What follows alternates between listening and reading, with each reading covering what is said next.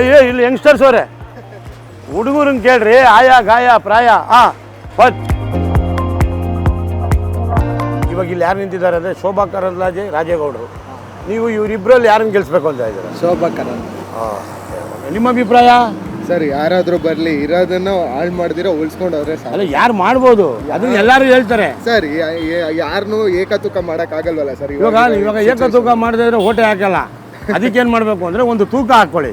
ಇದಕ್ಕೆ ಹಾಕಿದ್ರೆ ವೆಯ್ಟ್ ಆಯ್ತದೆ, ಇದಕ್ಕೆ ಹಾಕಿಲ್ಲ ಅಂದರೆ ವೆಯ್ಟ್ ಆಗಲ್ಲ ಸರ್. ಓಟ್ ಹಾಕೋ ದಿನ ಯಾರಿಗೆ ಎಲ್ಲ ನಿಮಗೆ ದೇಶಕ್ಕೆ ಒಂದು ಒಳ್ಳೆ ಪ್ರಧಾನಮಂತ್ರಿ ಬೇಕು ಅಂದರೆ ರಾಹುಲ್ ಗಾಂಧಿ ಅವ್ರು ಮಾಡ್ತೀರಾ, ಇಲ್ಲ ಅಂದರೆ ನಮ್ಮ ಮೋದಿ ಅವ್ರು ಮಾಡ್ತೀರಾ? ಮೋದಿ ಅವ್ರನ್ನೇ ಮಾಡೋದು. ನೋಡಿ, ಆಯಿತು. ಇವಾಗ ನಿಮ್ಮ ಖುಷಿ, ನಿಮ್ಮೆಲ್ಲ ಸ್ನೇಹಿತರಿಗೆ ಹೇಳಿ ಕರ್ಕೊಂಡೋಗಿ ಓಟ್ ಹಾಕ್ಸಿ. ಓಟ್ ಹಾಕಿಲ್ಲ ಅಂದರೆ 40-30 ಆದಾಗ ಏನು ಪ್ರಯೋಜನ ಇಲ್ಲ. 80 ದಾಟಿದ್ರೆ ಒಳ್ಳೆ ಕ್ಯಾಂಡಿಡೇಟ್ನ ಚಾಯ್ಸ್ ಮಾಡಿರ್ತೀರಾ. ಖುಷಿಯಾಗಿ ಓಟ್ ಹಾಕಿ. ಒನ್ ಮೋರ್ ಅನ್ನಿ. ಓಕೆನಾ? ಶೋಭಾ ಕರಂದ್ಲಾಜೆ ಅವರು ಹಾಗೂ ರಾಜುಗೌಡ, ಅವ್ರು ಬಂದು ಕಾಂಗ್ರೆಸ್ಸು, ಇವ್ರು ಬಂದು BJP. ರಾಜುಗೌಡರು ಒಳ್ಳೆ ಕ್ಯಾಂಡಿಡೇಟು. ಓಕೆ. ಆದರೆ ಪಕ್ಷ ಇವಾಗ ಏನಪ್ಪ ಅಂತಂದ್ರೆ ನಮಗೆ ಇಲ್ಲಿ ಒಂದು 10 ವರ್ಷದಿಂದ ಉತ್ತಮವಾಗಿ ಒಂದು ನಮ್ಮ ಆರ್ಥಿಕ ವ್ಯವಸ್ಥೆ ಆಗಲಿ, ನಮ್ಮ ಸುಭದ್ರತೆ ಆಗಲಿ, ಜೊತೆಗೆ ಎಂಥ ಸಮಸ್ಯೆ ಸ್ವಾಮಿ, ಜಮ್ಮು ಕಾಶ್ಮೀರ ಸಮಸ್ಯೆ, ಇದನ್ನು ಸಾಲ್ವ್ ಮಾಡಿಕೊಟ್ಟಿದ್ದಾರೆ ಮೋದಿ ಸಾಹೇಬ್. ಇಲ್ಲಿ ನಾವು ಕ್ಯಾಂಡಿಡೇಟ್ ನೋಡಿ ನಾವು ವೋಟ್ ಮಾಡ್ತಾ ಇಲ್ಲ. ಇವಾಗ ಇಲ್ಲಿ ನೀವು ಶೋಭಾ ಕರಂದ್ಲಾಜೆ ಅವ್ರು ಗೆಲ್ಲಬೇಕು ಅಂತ ನಿಮ್ಮ ನಾವು ಮೋದಿ ಅವ್ರಿಗೆ ಗೆಲ್ಲಬೇಕು. ಎಲ್ಲೇ ಹೋಗಿ ಮೋದಿ ಅನ್ನಿ ಅಂತ. One more. ಶೋಭಾ ಕರಂದ್ಲಾಜೆ ಅವರು, ರಾಜುಗೌಡ ಅವರು ನಿಂತಿದ್ದಾರೆ. ಕಾಂಗ್ರೆಸ್ಸಿಂದ ರಾಜುಗೌಡ ಅವರು, BJPಯಿಂದ ಶೋಭಾ ಕರಂದ್ಲಾಜೆ ಅವರು. ಅವರು ಕಾಂಗ್ರೆಸ್ಸು, ರಾಜೇಗೌಡರು ಗೆಲ್ಲಬೇಕು. ಬಸ್ ಫ್ರೀ ಕೊಟ್ಟವ್ರೆ, ಎಲೆಕ್ಷನ್ ಫ್ರೀ, ಎಲ್ಲ ಫ್ರೀ. ಅದರಿಂದ ಅವರಿಗೆ ತುಂಬ ಖುಷಿಯಾಗಿದೆ. ಯಾರಿಗೆ ಓಟ್ ಹಾಕಬೇಕು ಅಂತ? BJP ಅವರು. ಈಗ ನೀವು ನಿಮಗೆಲ್ಲ ಬಸ್ ಎಲ್ಲ ಫ್ರೀ, ಆಮೇಲೆ ಇದು ಫ್ರೀ, ಏನೋ ಕರೆಂಟ್ ಫ್ರೀ, ಅಕೌಂಟ್ಗೆ 5,000 2,000 ಏನಿಲ್ಲ. ಇದೇ ಹಿಂಗಂತೆ ಎಲ್ಲ ಕೊಡ್ತಾವ್ರೆ ಅಂತಾರೆ. ನಮ್ಮ ಅಕೌಂಟ್ಗೆ ಯಾವ್ದು ಬಂದಿಲ್ಲ ಅಂತ. ನಮ್ಮ ಶ್ರಮ, ನಮ್ಮ ಜೀವನ, ನಿಮ್ಮ ಪ್ರೀತಿ. ನಾವು ತಿಂತೀವಿ, ನಾವು ಮಾತಾಡಲ್ಲ. ಯಾವ ಕಾರಣಕ್ಕೆ? ಯಾವುದು ಮಾತಾಡಲ್ಲ. ಏನು ಮಾತಾಡಿ ಏನು ಪ್ರಯೋಜನ ಐತೆ ಹೇಳಿ? ಏನು ಕಾರಣ? ಗೆಲ್ಲಿವರೆಗೂ ಚೆನ್ನಾಗಿರ್ತಾರೆ, ಗೆದ್ದಾದ್ಮೇಲೆ ಯಾವನು ಬರಲ್ಲ. ಈಗ ನಿಮ್ಮ ಯಾರನ್ನ ಹತ್ರ ಮಾಡಿದ್ದೆ ಅದನ್ನು ನೀವು ವರ್ಣನೆ ಮಾಡಿ, ಅವಾಗ ಅವ್ರಿಗೂ ಅರ್ಥ ಆಗುತ್ತೆ, ರೀಚ್ ಆಗುತ್ತೆ.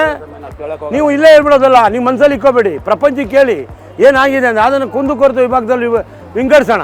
ಅಯ್ಯೋ, ಅದೆಲ್ಲ ನಾಟಕ ಮಾಡ್ಬಿಟ್ರು ಬನ್ನಿ. ಬರಲ್ಲ. ಓಕೆ. ಈಗ ರಾಹುಲ್ ಗಾಂಧಿ ಇದ್ದಾರೆ, ಮಲ್ಲಿಕಾರ್ಜುನ್ ಖರ್ಗೆ ಅವರು ಇದ್ದಾರೆ, ಆಮೇಲೆ ನಮ್ಮ ಮೋದಿಜಿಯವರು. ಸರ್, ನಮ್ಮ ಮೋದಿಜಿನೇ ಬರಬೇಕು ಅಂತ ತಮ್ಮ ಅಭಿಪ್ರಾಯ? ಚೆನ್ನಾಗಿ ಎಜುಕೇಷನ್ ಕೊಡಿಸ್ತಾ ಇದ್ದಾರೆ, ನೀವು ಹೇಳ್ತಾ ಇದ್ದೀರಾ ಫ್ಯೂಚರ್ ಕ್ಯಾಂಡಿಡೇಟ್ ಅಂತೀರಾ.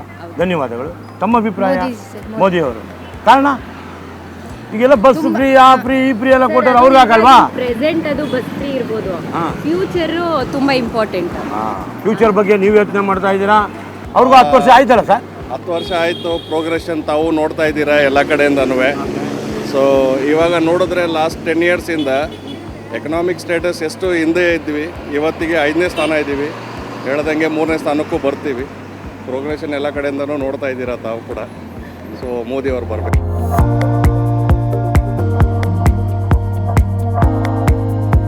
ನೀವು ಓಟ್ ಹಾಕ್ಬೇಕು, ಯಾರಿಗಾನ ಹಾಕಿ ಓಟ್ ಹಾಕಿ. ಖಂಡಿತ ಓಟ್ ಹಾಕ್ತೀವಣ್ಣ. ಇವಾಗ ಬಸ್ ಫ್ರೀ ಕೊಟ್ಟವ್ರೆ, ಇನ್ನೊಂದು ಫ್ರೀ ಕೊಟ್ಟವ್ರೆ, ಅದು ಫ್ರೀ ಕೊಟ್ಟವ್ರೆ ಅಂತ ನೀವು ಅಂದ್ಕೊಂಡಿದ್ದೀರಿ. ನಿಮಗೆ ಯಾರು ಒಳ್ಳೆಯವರು, ಯಾರಿಗೆ ಓಟ್ ಹಾಕಬೇಕು ಅಂತಿದ್ದೀರಾ? ಇವಾಗ ರಾಹುಲ್ ಗಾಂಧಿ, ಖರ್ಗೆ ಅವರು, ಆಮೇಲೆ ಮೋದಿಜಿಯವರು, ಯಾರಿಗೆ ಹಾಕಬೇಕು ಅಂತ ನಿಮ್ಮ ಅಭಿಪ್ರಾಯ? ಅಭಯ ಹಸ್ತ ಹಾಕಿ, ಎಲ್ಲ ಫ್ರೀ. ಖಂಡಿತ. ಓಕೆ. ನೀವು ಏನನ್ನ ಮಾಡಿ, ಯಾರಿಗಾನ ಹಾಕಿ, ಓಟ್ ಮಾತ್ರ ಹಾಕಿ.